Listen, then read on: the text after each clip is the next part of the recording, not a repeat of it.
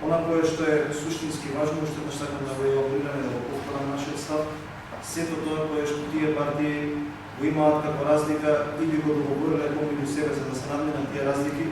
ние би го прифатиле без никаков услов се дека е во тоа законско решение вклучено и гласањето на диаспората. Остануваме и понатаму веднаш спремни такво законско решение да го прифатиме, да го подпишеме и да го поднесеме со цел Македонија да добие изборен законник, кој што ќе го направи моделот на измислување на диаспората, но и ќе го исполни бенчмаркот кој што имаме во насока на исполнување на електронската агенда. Сметам дека доколку тоа не се случи во текот на денешниот ден, со оглед дека работа до 15 јули, уште еднаш ќе се покаже хипокризијата во која што